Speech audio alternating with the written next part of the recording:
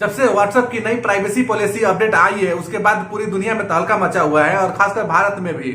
यहाँ के लोग बहुत चिंतित है और ये व्हाट्सएप को छोड़कर दूसरे एप्लीकेशन पे माइग्रेट कर रहे हैं जैसे कि सिग्नल और टेलीग्राम। लेकिन क्या वो एप्लीकेशन भी इतने ट्रस्ट करने लायक है? वो भी अपना डेटा कहीं शेयर करते हैं कि नहीं शेयर करते हैं? कौन एप्लीकेशन कितना प्राइवेट है उसके बारे में हम जानेंगे इस वीडियो में, तो बने रहिए हमारे साथ। सिंपल भाषा में ये समझ लीजिए, अगर आप ऑनलाइन है, अगर आपके पास एंड्रॉयड फोन है, अगर आप कोई भी स्मार्टफोन यूज करते हैं तो आपकी जो भी प्राइवेसी है वो पूरी तरह से तो सेफ नहीं है।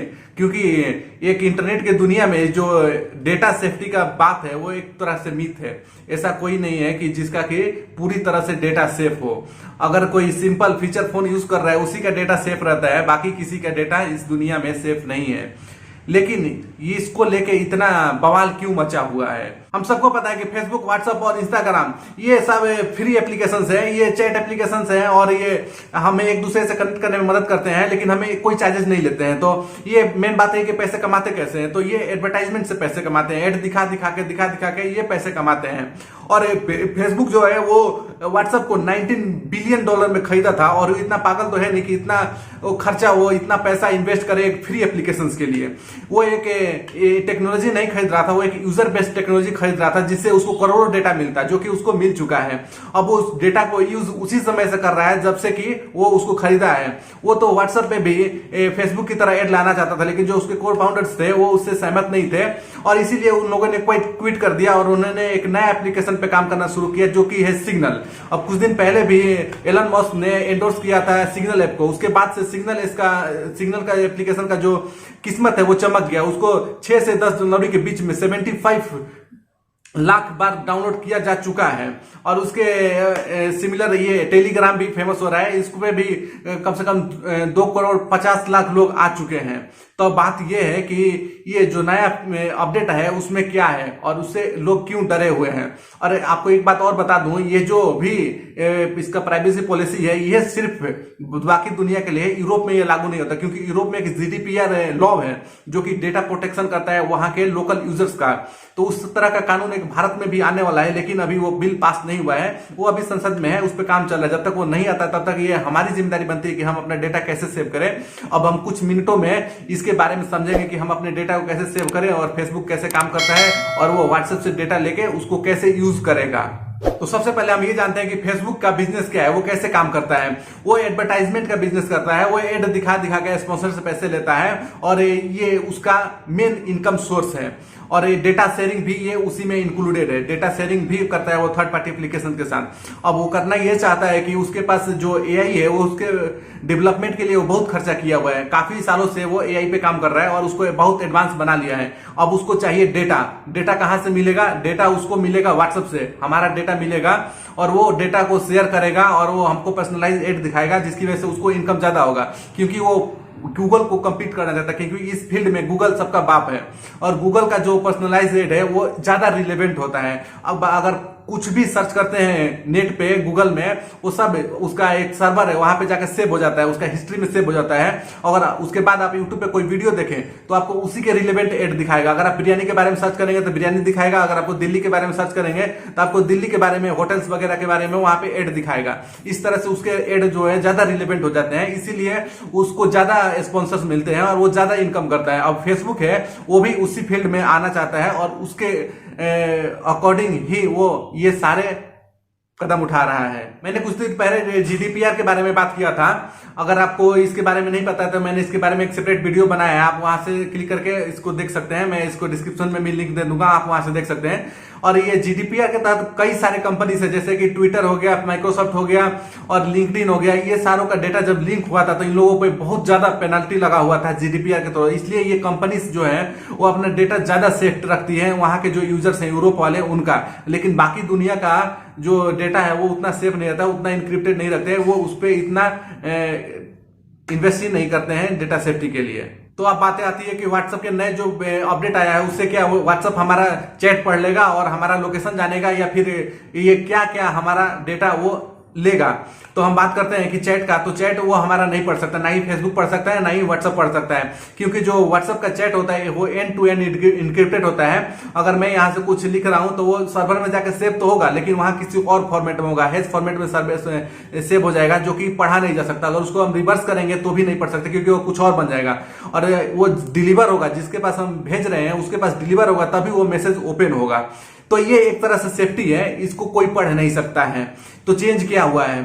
चेंज ये हुआ है कि जो भी हमें बिजनेसेस का बात करते हैं, जो भी बिजनेसेस, जैसे कि आपको कुछ गैस बुक करना है तो आप व्हाट्सएप के थ्रू बुक कर सकते हैं, आपको टिकट बुक करना है तो आपको पीएनआर व्हाट्सएप पे आता है, और बैंक का कुछ डिटेल देना है तो बैंक भी आजकल व्हाट्सएप के थ्रू कनेक्ट कर रहे हैं कस्टमर से। तो इस तरह के जो हमारे पास सर्विसेस आ रहे हैं वो थर्ड पार्टी का एप्लीकेशन का यूज करते हैं, और जो भी वो tools third party tools use करते हैं तो व्हाट्सएप का जो डेटा है, फेसबुक का जो डेटा है, वो भी उसके साथ भी बैंक के साथ साथ वो थर्ड पार्टी टूल को भी शेयर होता है। ऐसे में ये जो हमारा डेटा ब्रीच होने का चांसेस ज्यादा होता है। तो यहीं पे सबसे मेन खतरा है। तो इसको ही फेसबुक अभी सारे को इंटीग्रेट कर रहा है, जितने भी उसके एप्लीकेशन है, व्हाट्सएप हो गया और इंस्टाग्राम हो गया, फेसबुक, सबको जितने भी सर्विसेज सबको इंटीग्रेट कर रहा है, जिससे कि डेटा का जो ब्रीच होने का चांसेस बहुत ज्यादा बढ़ जाएगा। यही सबसे मेन प्रॉब्लम है। और ये व्हाट्सएप जो फेसबुक के थ्रू हमारा डेटा यूज करना चाहता है पर्सनलाइज एड के लिए, यहां तक तो ठीक है, इसमें हमें कोई प्रॉब्लम नहीं है। लेकिन प्रॉब्लम कब आता है? जब हमारा डेटा लीक हो जाता है, जब कोई हैकर अटैक होता है और हमारा पासवर्ड और हमारा फाइनेंशियल डिटेल, हमारा जो भी सेंसिटिव डिटेल्स है वो सारे लीक हो जाते हैं, और ये उस समय ज्यादा प्रॉब्लम होता है। और इसको बचाने के लिए ये कंपनी काम भी करती है, लेकिन कितना काम करती है? इतना काम करने के बाद भी कई सारे डेटा लीक हो जाते हैं। ऐसा नहीं है कि ये डेटा फेसबुक के पास नहीं है। जब से उसने व्हाट्सएप को एक्वायर किया है तभी से वो सारे डेटा, व्हाट्सएप के जितने भी डेटा है वो फेसबुक के साथ शेयर हो रहे थे, और वो सारा डेटा उसके पास है। उसका आईपी एड्रेस है, आपका मोबाइल का डिवाइस का नेम है, उसका मॉडल नंबर, उसका आप कहां से यूज कर रहे हैं, लोकेशन क्या है आपका, ये सारा व्हाट्सएप को पता है। और ये बहुत ही चिंता का बात है, और ये उतना सेफ नहीं है। अब लोग जा रहे हैं सिग्नल ऐप पे, तो सिग्नल जो ऐप है वो भी आपका पूरा डेटा सेव करता है। उसके सर्वर में सिर्फ आपका मोबाइल नंबर सेव होता है, और बाकी जो डेटा है वो भी उसके सर्वर में सेव होता है, लेकिन वो आपका कोई एक प्रोफाइल बना के नहीं रखता। जैसे कि व्हाट्सएप है, वो आपका मोबाइल नंबर तो सेव करता है, उसके साथ आपने क्या क्या चैट किया है, आपने क्या वीडियो शेयर किया, आपने क्या लोकेशन शेयर किया, इसका एक सेपरेट वो फोल्डर बना के रखता है आपके नंबर का।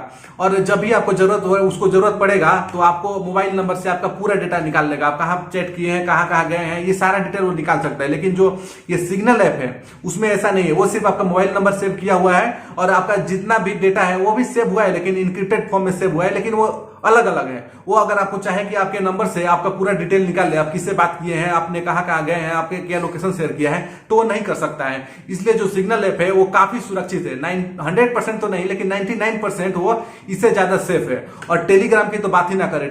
टेलीग्राम जो है वो एक ओपन सोर्स है, उसमें कुछ भी इंक्रिप्शन नहीं है। जैसे कि फेसबुक में आप कुछ भी बात करते हैं, कुछ भी शेयर करते हैं, इसमें कुछ भी इंक्रिप्टेड नहीं है।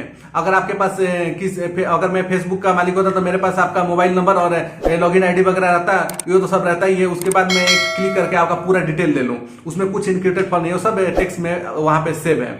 लेकिन जो सिग्नल है उसमें ये सब इंक्रिप्टेड रहता है और अलग अलग रहता है। ऐसा नहीं है कि किसी का प्रोफाइल बना हुआ है, तो इसलिए वो ज्यादा सेफ है। अगर टेलीग्राम की बात करें, टेलीग्राम एक ओपन सोर्स है, और यहाँ पे आप देख सकते हैं कि यहाँ पे पब्लिक ग्रुप बनते हैं, वहां पे लाखों लाखों लोग वहां पे ऐड कर सकते हैं, ऑलमोस्ट 2 लाख के। और यहाँ पे ग्रुप भी बनता है, जैसे कि कुछ भी उसमें शेयर हो जाता है। बहुत सारे इलीगल काम आजकल टेलीग्राम पे हो रहे हैं। पायरेटेड कोई भी मूवी आता है, वेब सीरीज आता है, वो सारे उस पर लीक हो जाते हैं। मतलब ये उतना सेफ नहीं है। अगर कोई जाके वहां पे केस करता है तो आप उस किसी ग्रुप में है तो आप फंस सकते हैं। वो बोलेगा ये लो, ये इस ग्रुप में है, ये इनको है, जाके इनको गिरफ्तार कर लो।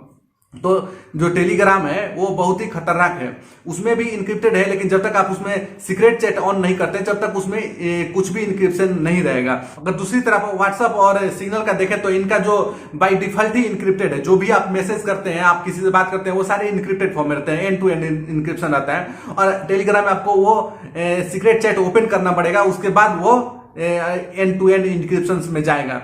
तो ये एक बहुत डेटा ब्रीच है, उसमें कोई भी उसको हैक कर सकता है। आप एक ग्रुप में कितने लोग हैं वो सब देख सकते हैं, कोई भी देख सकता है ओपन सोर्स से क्या शेयर हो रहा है, क्या नहीं हो रहा है। ये बहुत सारे केसेस भी हुए थे जहां पे इलीगल काम हो रहा था, वहां पे पॉर्न वीडियो शेयर हो रहे थे, और ना जाने कितने गलत काम होते हैं वहां पे।